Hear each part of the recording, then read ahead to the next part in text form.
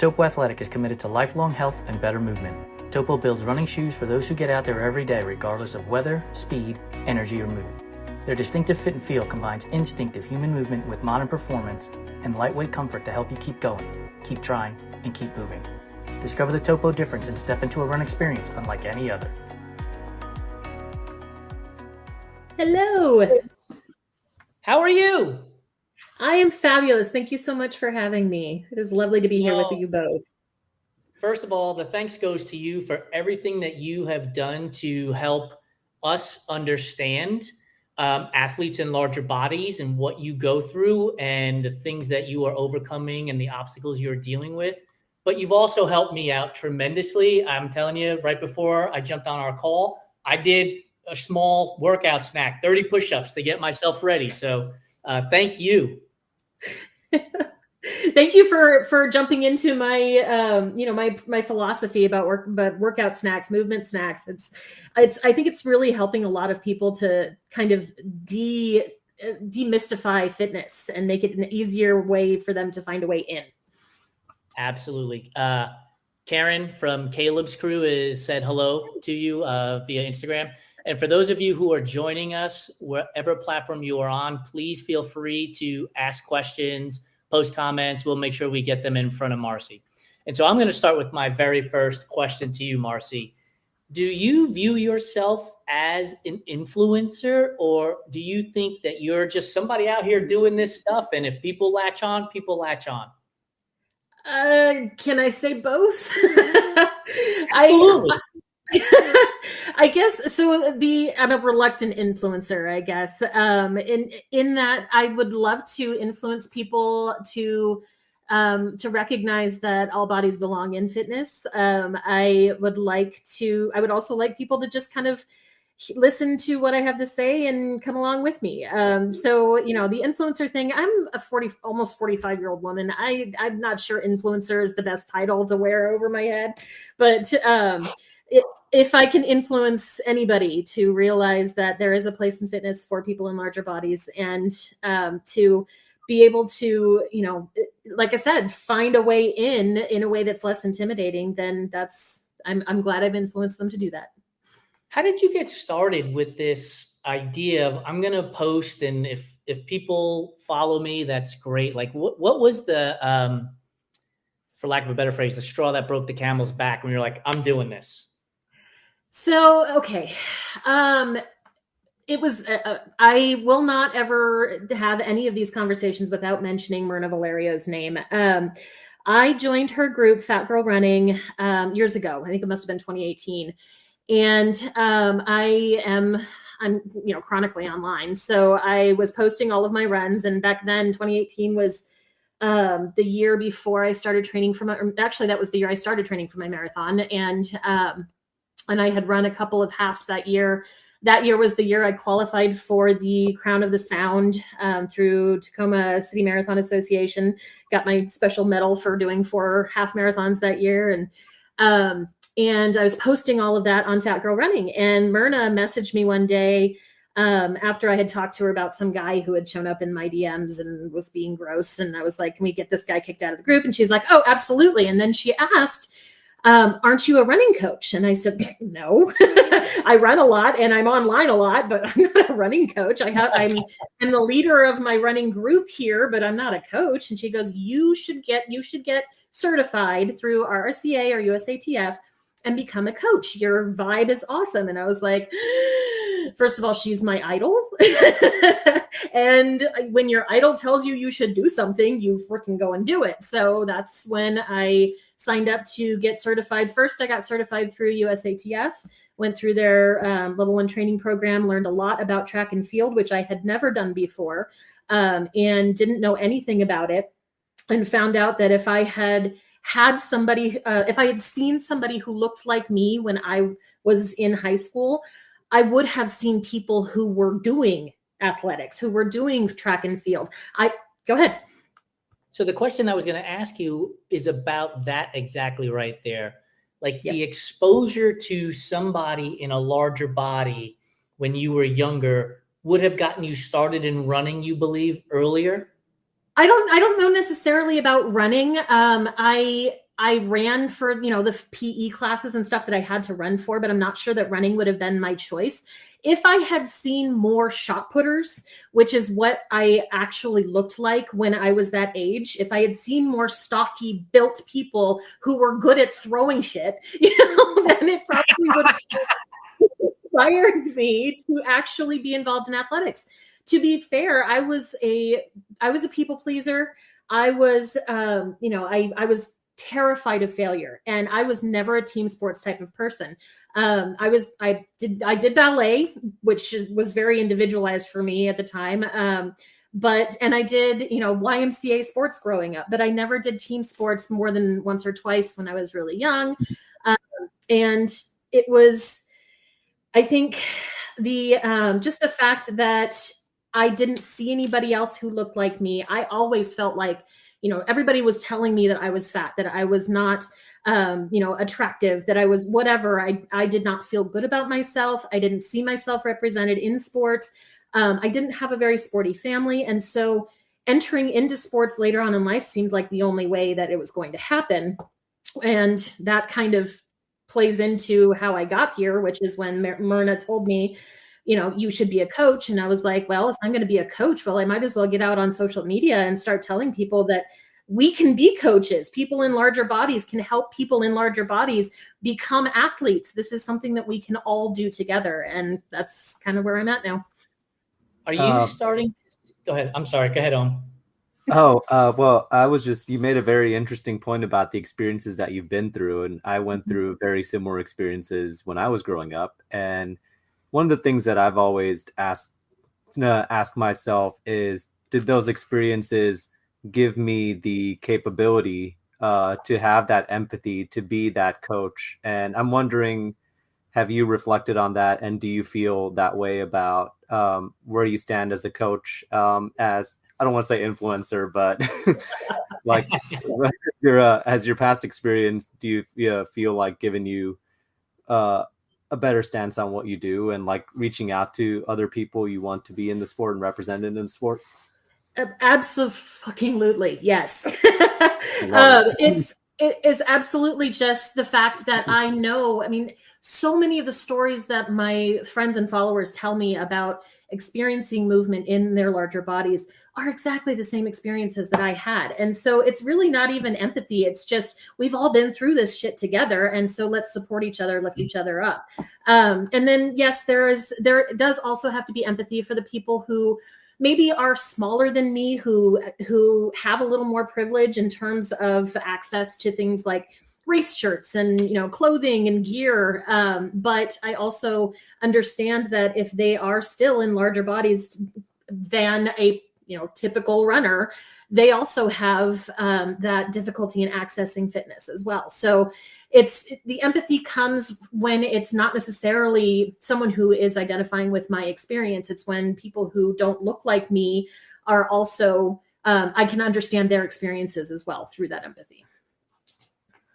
So this is a great segue to the question that I didn't plan on asking, but I'm going to ask. So Myrna is in a Lecky ad that's in our Best of 2023 issue, and we were thrilled to have that in there. And so we're seeing things from our lens and our point of view, and we who are not in larger bodies might perceive that things are changing, right? Because we have an ad that has a woman in a larger body in it.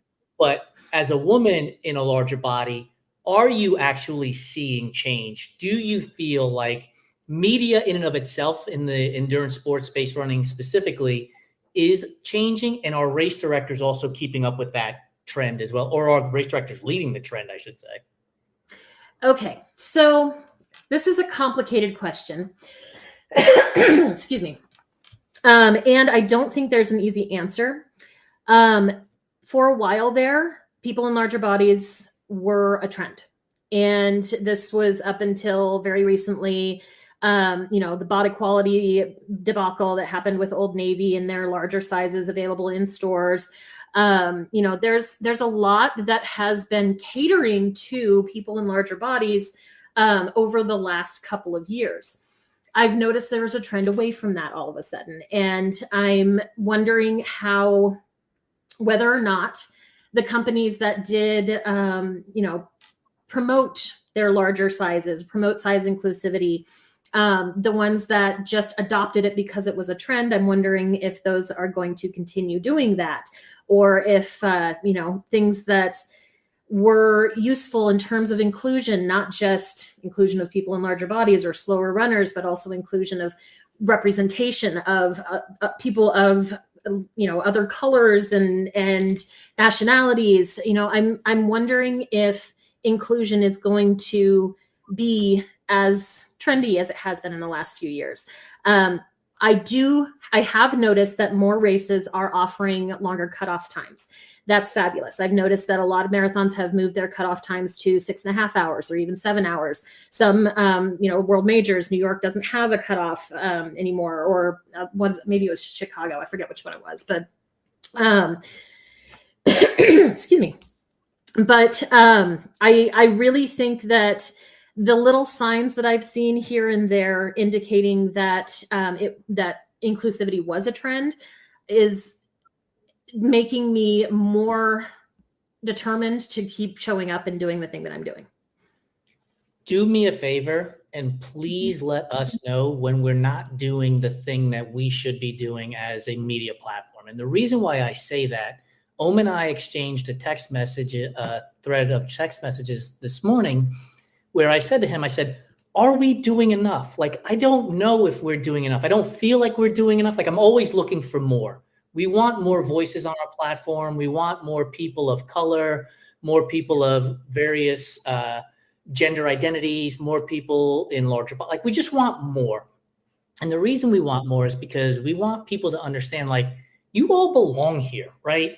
It's not just the person that can run a 2.5 hour marathon. It's the person that might take 6.5 hours. It's the person that is going to be, racing against cutoffs, because these sports belong to everybody. And I want to make sure that we're doing it. And so I would ask you this: what can we specifically be doing, and what else can other platforms be doing to make sure we're bringing people to the table so that we can all have fun together? I love that you've asked this question. I love that you've even considered it. And that is why I spend so much of my time shouting your names from the rooftops. So thank you, first of all. Second, representation just means making us visible. And there's an ad in your in the online version of your magazine that has a bunch of people on a trail, and it's a cartoon ad. And one of the things I saw was that there's people of several different colors in that ad, people of several different heights, and some people are running, some people are walking, and some people are riding bikes, and it's all there. But what I didn't necessarily see was somebody in a larger body, somebody in a body that was like mine. And that, because I'm at this point trained to notice those kinds of things, it was one of those things that I was like, I should probably talk to Jason about this. And maybe just, it doesn't have to look like me, but just having that representation there, having an ad that involves somebody like Myrna or like myself, allows people to see that we are welcome here, and that this is a place where we're not going to get left behind if we join a group run. And it's where you are actively putting out there that you want to meet our needs and you want to take us into consideration. And that is so thoughtful, and we appreciate it. I love that so much. And I love the feedback on that. And I know exactly which picture you're talking about, and I'm sure Jason does too. And yeah, it's amazing. Like, I just appreciate the back and forth. That it's one of the things that I know Jason envisioned and that I have seen grown with our community, is being able to have, like, not just one way feedback of commenting with intentionality, but coming back the other way from people like you and people like who I talked to recently, the Queer Cycle crew in the UK. And just, we're always asking them, like, always asking people in our community, like, what can we do better to make truly endurance sports feel less intimidating for the group that you represent. And it just, I just love this feedback so much, and it just makes me smile ear to ear when people feel open to give us that kind of feedback as well. Go ahead. I was going to say, we wouldn't be holding to our values and our vision and mission if we weren't open to constructive criticism and feedback on how we get better. One of my biggest pet peeves about our sports is the gatekeeping. Yeah. You're too big. You're too slow. Yeah. You pronounce hoka incorrectly. You call it on-call running. And it's like, let me tell you something. The shoe manufacturers don't give a shit what you call them as long as you're buying the shoes. Like, they don't care. But the moment you tell somebody you pronounce this incorrectly, or you're too slow, or you're too big, or you're too whatever, you've now excluded them from the conversation, and they don't want to participate. And that, to me, is what pisses me off more than anything else about gatekeeping. And I wrote an article about this. It pisses me off. Like, just stop doing it. Right. Yeah, I could go off for literally hours about the gatekeeping, mainly because some of it has been directed directly at me. But I see it so much in the running community. There's so many people who are like, well, you're not a real runner if you run walk. You're not a real runner if you don't finish a marathon in less than 3 hours. You're not a real runner if you're that. And it's just like, my God, this is something that humans are literally born and have evolved to do. Like, we are evolved to be runners. We are the greatest endurance athlete on the planet. Let us do it. No matter what we look like, let us fucking run, for God's sake. Doesn't matter what we look like. It doesn't matter how big we are. It doesn't matter if the ground shakes when we run.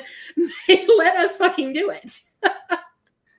You know, the thing about the gatekeeping that I try to explain to people is, we always talk about, running is getting expensive. Running is getting more expensive. But I try to tell them this. Imagine if you're a race director and you want to sell 10 entries. And in those 10 entries, you're going to make $1,000 because each entry is $100. Well, you tell 3 people that you're too big, you're too slow, and you pronounce hoka incorrectly. Right?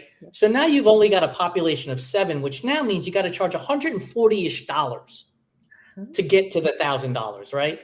Like, if you keep telling people to go away, running is going to get more and more expensive.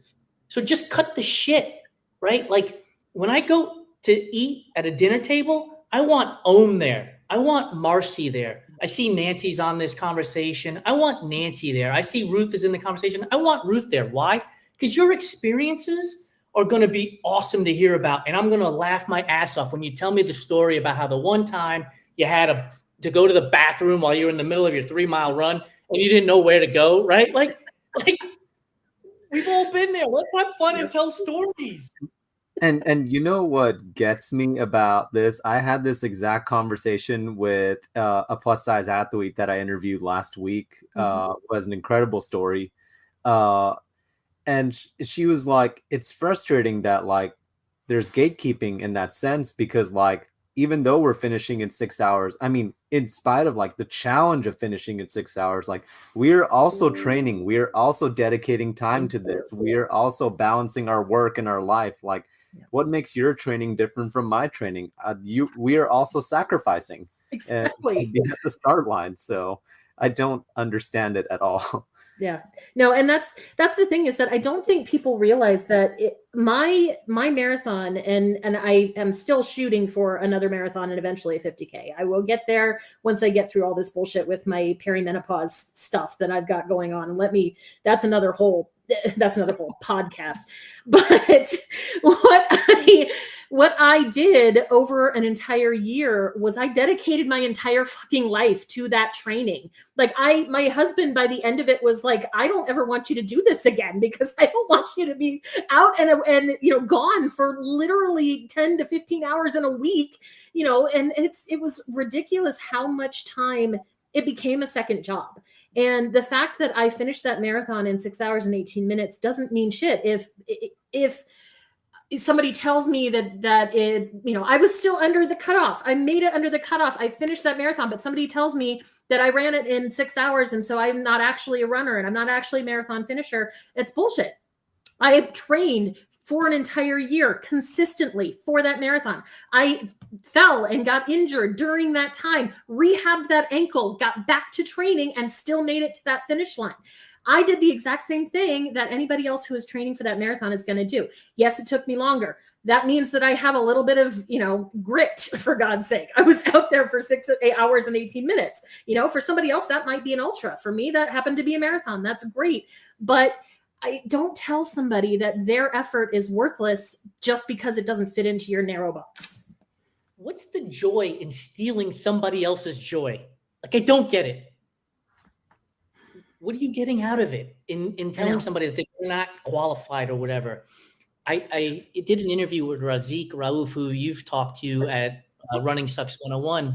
And in the conversation, he said to me, nobody's going to ever tell Usain Bolt that he's not a runner because he only runs 100 meters, right? Like, thank you. And I use that quote all the time because it's so true. Like, telling somebody that they're not a runner based on some notion of your own, right? That's not a world held belief. There's no laws. There's no rules that say, well, if it took you 6 hours and 15 minutes, it doesn't count. Like, I don't understand the joy in stealing somebody else's joy. I mean, we can rant about this for a very long time. Absolutely. That's it. Like, it's just become, the gatekeeping culture has become so predominant that it's changing the way people use their words. Like, Jason and I had conversations when we went to the running event, and I recall talking to a gentleman who was like, my friend is training for Boston. I'm not really a runner. I only run like 5K or something like that. And Jason was like, you said one thing wrong in that conversation, and it's that you're not a runner. It's amazing the way, like, I've heard it so many times, like, I just do this, I just do that, I just do that, especially when you start comparing yourself to someone else. And I think that so much of that is predominantly the programming that's been created from gatekeeping culture. Yeah. 100%. I just had somebody in my fitness group, because I run 2 Facebook groups. One is specifically running, one is general fitness. And the fitness group, people who post in there post about all different types of movement. And this one member posted that she was able to walk from her work to her car, was able to go to the mailbox and back. And because she's been dealing with some injuries and some, I think it was autoimmune conditions, that was a win for her. And it was just one of those moments where she said something along the lines of, this isn't much for other people, but it's big for me. And I'm like, what does that matter for other people? Don't ever qualify your successes. If it's a success for you, it's a success. Shout it from the rooftops, be proud of that, and know that this is a step and you can keep moving. And I always say that all the time to everybody. Focus on yourself, focus on your own goals, focus on your own progress, and don't compare it to anybody else's. Don't worry about the gatekeeping, because those people are more worried about themselves. They're doing it to make themselves feel better about something, whatever. And for you need to focus on your own progress and moving forward from there. And I think part of the issue that we see today is social media, where everything is unicorns and rainbows, and everything is like, you're supposed to do the 5K, 10K, half marathon, like, and progress all the way up and someday run 200 miles. And the reality is, no, like, do the thing that makes you happy. I was just on a podcast interview, and we were talking about 5Ks and 100 milers. And I was adamant, and I am still adamant, I hate 5Ks. Like, I don't want to run one. I won't register for one. I have zero interest in them. Like, the idea of going from 0 to 60 from the first step until 3.1 miles are done scares the living bejesus out of me. I don't want to deal with that pain. So guess what? I don't do it, right? Yeah. But I'm going to go run 100 miles because I'm a candle, not a match. I enjoy the dull pain. I enjoy the buffet every 6 to 7 miles. Like, I'm cool, man. But, like, that's what makes me happy. And I think that we need to understand that as individuals, that once we remove the word just and qualifying our distances, then all of a sudden seeing what other people are doing doesn't matter. We're just going to go celebrate you for doing the thing that you're doing. Yeah. I have a friend who, she signed up for a marathon, and she had always said that the marathon wasn't for her. She was never going to run a marathon, but she had run a lot of half marathons, and she started training for this full, and suddenly realized, and she told me this later, she was like, this became work. I run for fun. I run because I enjoy it. I don't want to have to work when I run. I run because it's fun. And I was like, and she ended up going down to the half marathon for that event and just ran the half marathon and has been happy just running halves ever since. And I'm like, thank you. You need to do what is best for you. You need to do what feels good for you. Most of us aren't running for prize money. Most of us are just recreational runners who are doing this because it feels good or makes us feel stronger or feel healthier. And she made the right choice for herself, what felt good for her. And I applaud her for that. And I've used this story multiple times since she told it to me. And it's so important too. Like, I think people need to recognize that it's okay to do the thing that makes you happy. Like, it's like you mentioned earlier, being a people pleaser. And I was pointing to myself because I fall into that category as well. I suffer from imposter syndrome on a very regular basis. If it doesn't hit me, 5 times in a day, then I'm not accomplishing my goal of being an imposter syndrome, right, person. Like, it's like, holy shit! Did you run enough? Did you cook enough food? Did you everything is like, did you do it? And I'm constantly struggling with that, and it impacts my mental health constantly because of it. And I think if we can start to bring more people to the table and start to share stories about what it's like to run a 5K, what it's like to run a half marathon, what it's like to run a marathon, we'll realize that they're all similar. Like, it's a lot of work, it's a lot of energy, it's a lot of elation when you cross the finish line, regardless of how long it took. You start to forget about all that other shit. Like, everything else starts to fade away because you're just literally focused on the person in front of you. I do have a question though. One of the things, we're talking a lot about philosophy and ideas and concepts right now.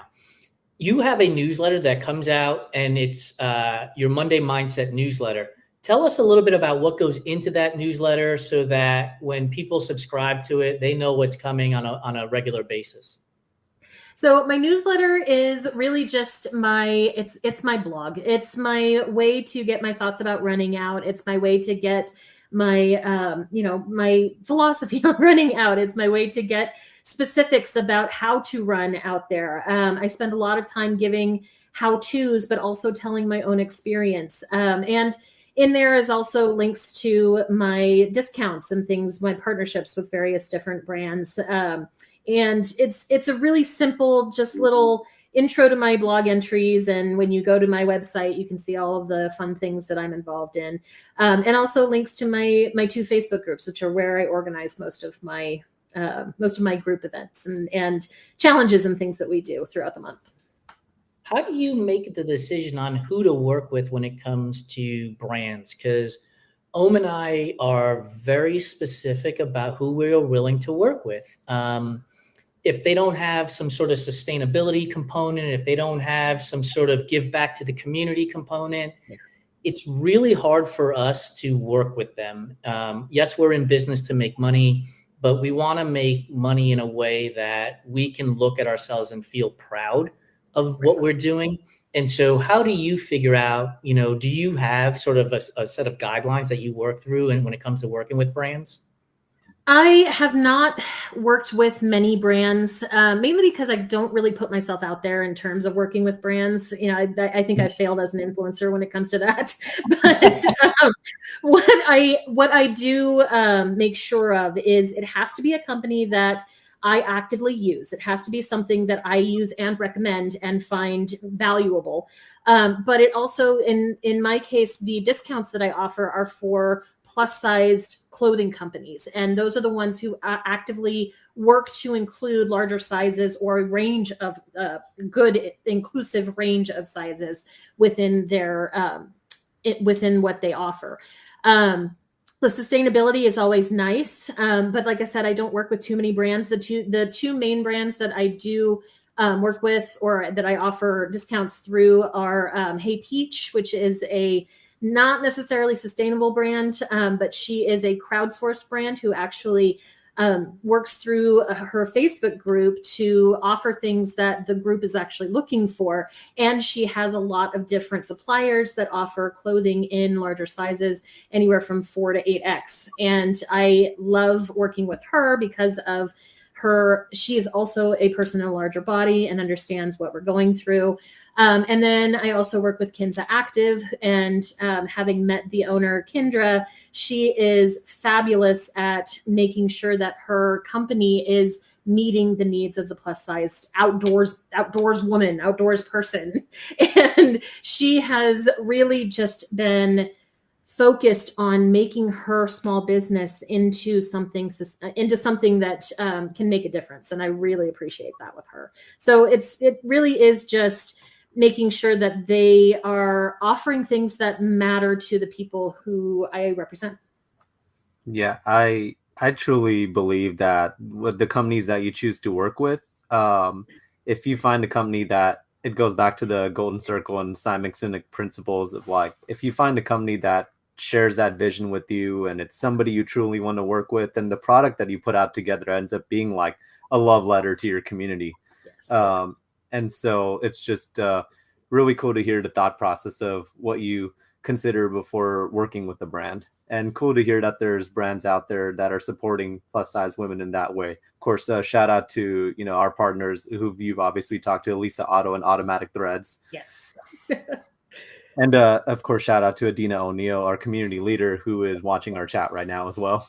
Hi, Adina. You mentioned Hey Peach, and you've got your Rear View Running Club shirt on, which has a peach as a logo. Tell us about that as a perfect segue. Okay, so this is actually just a sticker. I don't have shirts yet, but I This will looks get great. there eventually. Awesome job.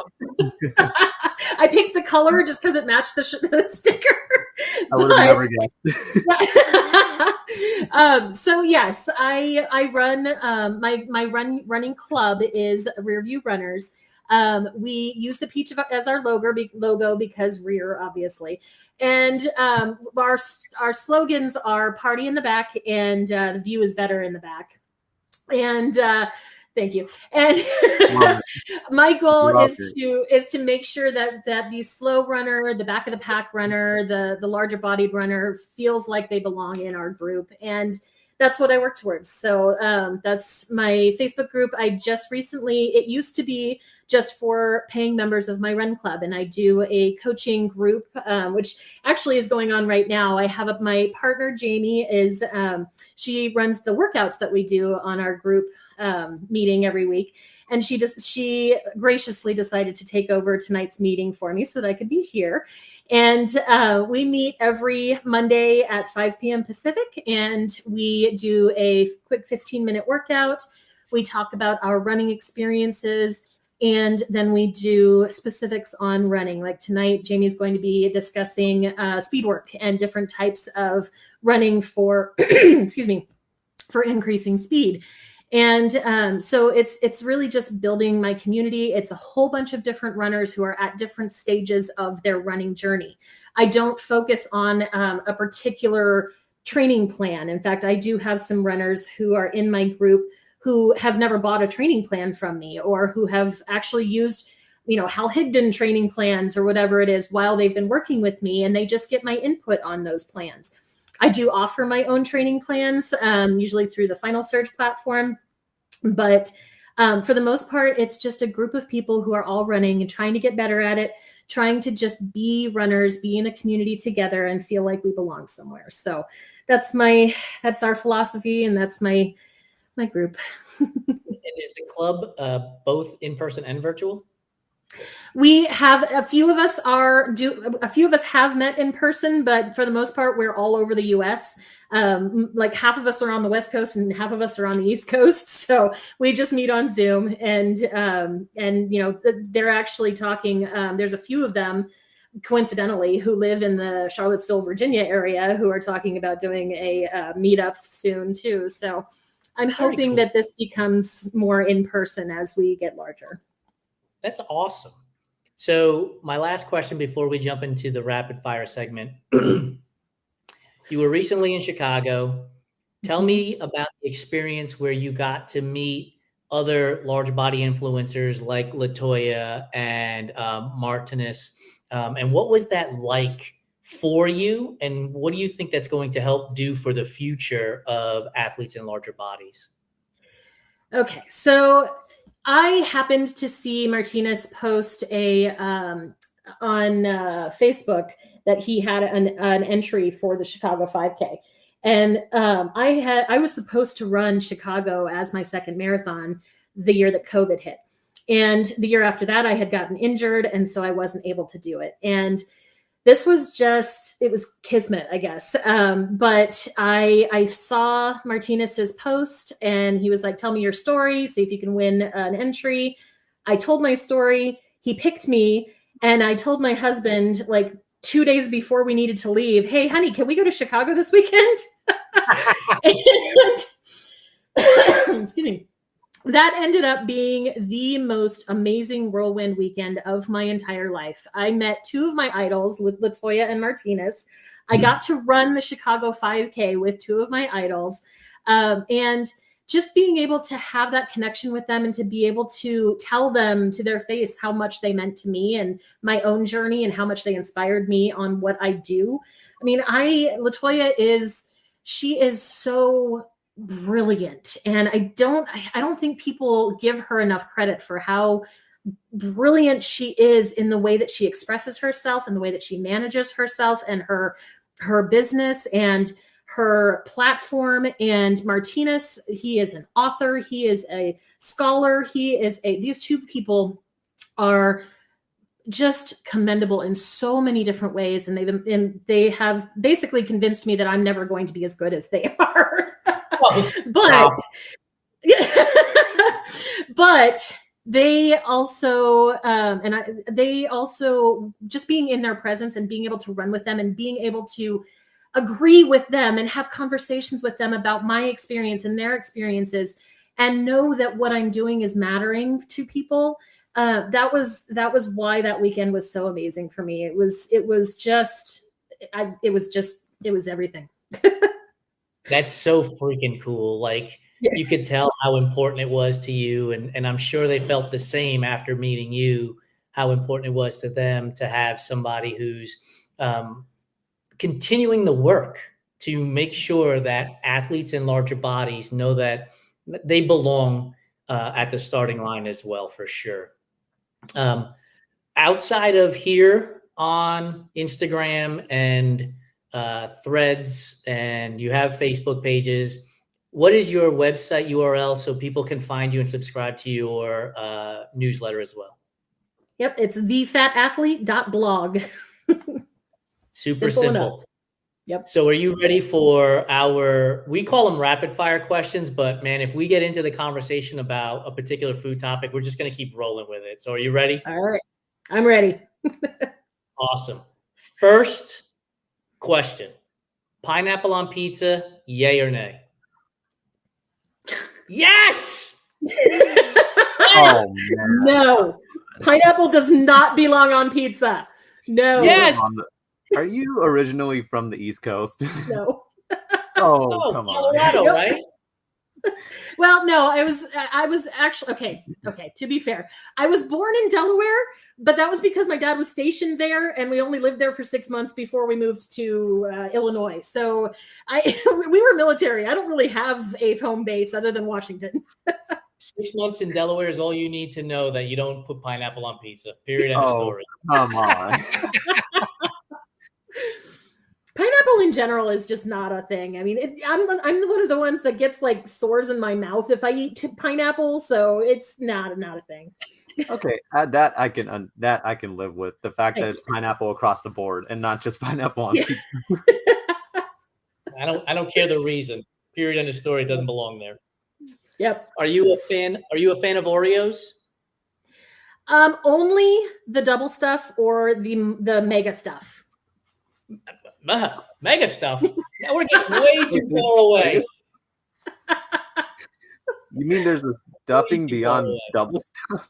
There is a stuffing beyond double stuff. It only comes out like once a year or something like that. And I don't buy Oreos other than when it comes out. So. Oh, I need to get to the promised land.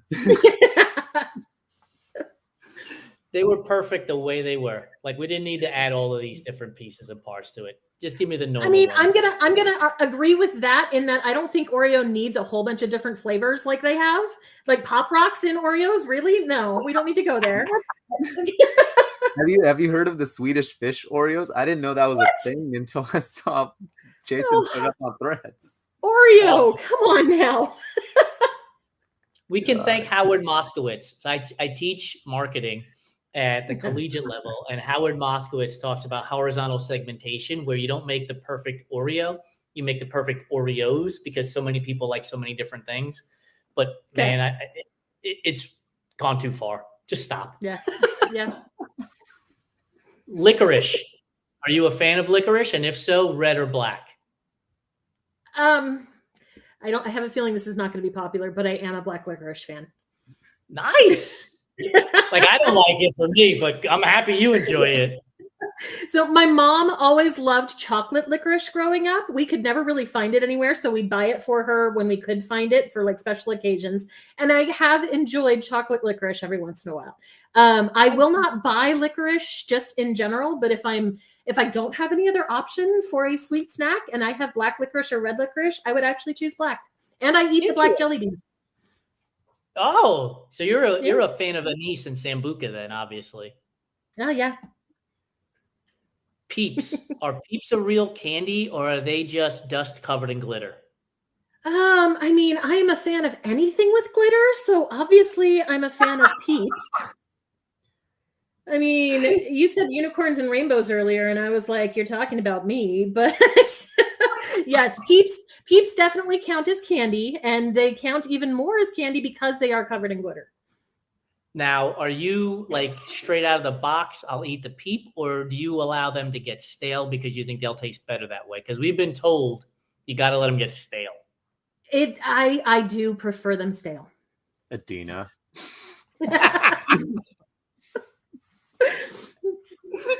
It's such a strange thing, right? Like, I want to eat this thing that's been sitting around for a couple of days because it's going to taste better. Yep. No. It's something about the chewiness. It's not that it tastes better. It's just it's got that texture that's better. It's like, I don't know. There's some stale Cheez-Its. Stale Cheez-Its are good too. I've never heard that. What? We learn something new every time we get it. So what do? You just put it on a plate and leave it on the counter for a few days? I mean, look, my daughter left this bag on my desk the other day, and I'm probably going to have some tomorrow. It's just sitting out, it's drying out, and they get even better that way. This is fantastic. I've got a new question to ask. Candy corn. Is candy corn a real candy, or is it just earwax covered in sugar? I don't know about earwax, but it's definitely wax covered. It's like wax. No. I think we had this conversation. Candy corn is wax melted with sugar and then formed into the shape. It is not actual candy. And if you're going to eat something like candy corn, you're going to eat the pumpkins. The pumpkins are worthwhile, but you can only have like 3 of them before they feel like gross and gooey. Oh my goodness. Every grandmother across the country right now is yelling at us. What are you doing? That's all the candy in my dish for my grandkids. Oh, there's a question. Werther's. Do you eat Werther's? What is it? Werther's toffees. Butterscotch, right? The butterscotch. Yep. Love them. Werther's butterscotch are the jam. Best. Do you like when grandma has the peppermint rounds? You know what I'm talking about? The little peppermint swirls. Do you like those? Well, I will steal one of those if they're sitting in a basket when I leave the Mexican restaurant. But I'm not a huge fan of just eating those randomly. For everybody watching, the best peppermint you can possibly buy are King Leo peppermint sticks. They're like a soft peppermint, so they like dissolve in your mouth. They're the best, hands down. The ones you dip into your hot cocoa and stir it with, and they melt. Yes, those are the best. Peanut butter or nut butter if you have allergies. Crunchy or creamy? Creamy, 100%. Nice. When you're making a peanut butter and jelly sandwich, are you putting peanut butter on one side and jelly on the other and then smashing them together, or both on the same slice and then just topping? No, you put peanut butter on one side and jelly on the other. And if you have to put them together, then you put them together at the same time. When you cut your sandwich, are you cutting it into 2 triangles, 2 rectangles, 4 squares, or 4 triangles? I usually, I mean, when I did cut my sandwiches, I would just cut the crust off and eat the whole thing. No crust. Crust can go away. We were once told by Shannon, we had her on our Fiery Embers. She goes by B Short Run Ultras. She cuts her sandwiches in half to make 2 rectangles, but then eats them like corn on the cob because she doesn't want to eat the crust, but she holds it like a handle, right? Yep. That's amazing.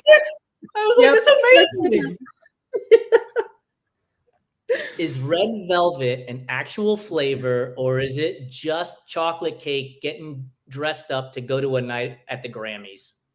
I mean, considering it definitely makes its appearance later on in the evening, I don't think that it really counts as a flavor. I think it's just chocolate with a shit ton of red dye. That's exactly what it is.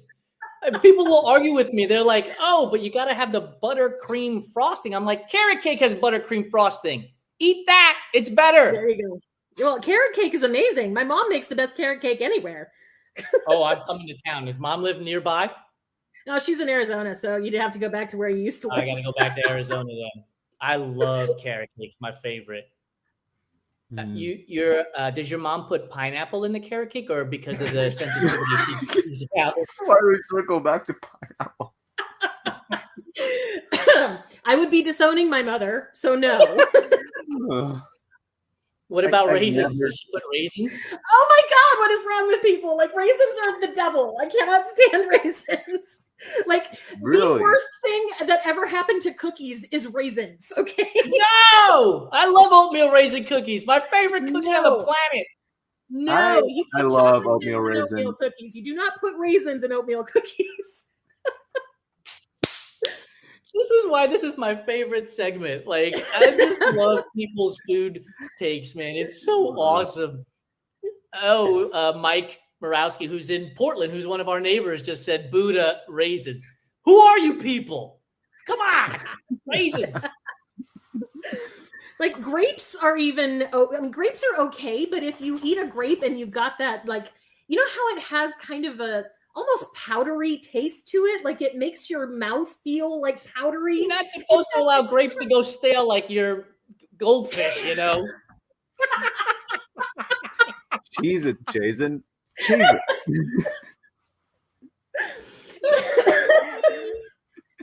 You gotta eat those things while they're fresh.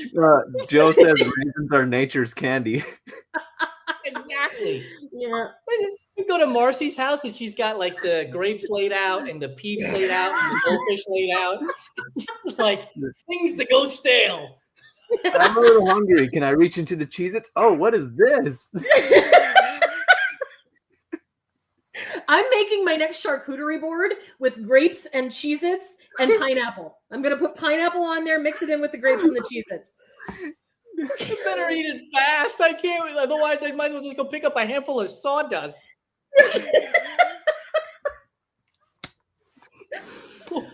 What's your favorite flavor of ice cream? Ooh, I have to get specific on this one. So it's either Tillamook Mudslide or it is Ben and Jerry's Peanut Butter Half Baked. Ooh, I like it. I might have to look both of those up. I can't remember who it was, but you're actually the second person to mention the mudslide flavor, which is surprising. That seems like a very specific flavor. Well, and Tillamook is popular around here because they're made down in Oregon. So, you know, right. Jason can easily find Tillamook somewhere. So, absolutely. What about candy bar? What's your favorite candy bar, and why is it the 100-gram bar? It's not. But okay, so I tend to like things that are very soft, and so my favorite candy bar is the Milky Way because it has caramel and it has the nougat, and it's just very soft. It doesn't hurt my teeth if I bite into a peanut or whatever. So that one is my favorite. What about Three Musketeers? It's got to be right up there then too, right? Yeah, Three Musketeers is up there too. I do like a little bit of the caramel added into the nougat though. All right, so our last set of questions before we say goodbye and go back to our lives that aren't as fun as having this conversation. When you make brownies or when you eat brownies, are you the kind of person that wants the edge with a little bit of the crust there? or are you more in the middle and give me the ooey gooey component? Okay, so it totally depends on the type of mix that you use to make the brownies. If you've made homemade brownies, then it depends on your recipe. So the best brownies are the Ghirardelli, if I'm saying that correctly, the Ghirardelli mix that is like a 3 chocolate with chocolate chips in them. You can get it at Costco. It is the best brownie mix. And if you make it with that mix, it doesn't matter whether you get it on the edges or in the center. It's always going to be gooey and still have a little bit of chew. I'm a connoisseur here, apparently. I was not aware of this. But if you if you make it with any other brownie mix, it's going to be an edge piece. Nuts or no nuts on the brownie? No nuts. No nuts. And No nuts. if you're going to make it an a la mode, what's the ice cream that you're topping it with? Oh, just vanilla flavor. Oh, just you got to try. Do you like coffee? I mean, I'll drink coffee. Yeah, you put coffee ice cream on top of the brownie and it becomes like a mocha. It's so good. Okay. Oh, it's fantastic. Okay. I'm going to take your word for that. I may have to try that. and not for nothing, here's a secret. Like crunch up the brownie, chop it up, put it in the bottom of a mug, and then you put the coffee ice cream on top. So as you're scooping it out, it kind of becomes like an affogato as you're going through. Okay. I'm picking up what you're putting down. I like this. I clearly spend a lot of time thinking about food, so trust me on this. Like, trust me on this. I mean, when you run 200 milers, you kind of have to spend a lot of time thinking about food. Jimmy, I'm gonna walk. I'll walk to the first floor of this apartment building after taking the elevator. I'll come back up and be like, man, I need a recovery move. I love food. Like the thing about food for me is the ability to have communication and company with people. I think it's just so awesome that when you're around a table and you're chatting and you're enjoying food, like that just feels like the best thing you can possibly do. Like I've always said, my front door is always open. Come in, I'll cook for you. We'll eat together. We'll share stories. We'll laugh our asses off and just have a good time. For me, that's what food is. And my parents did it. And it's just something that has rolled down to me.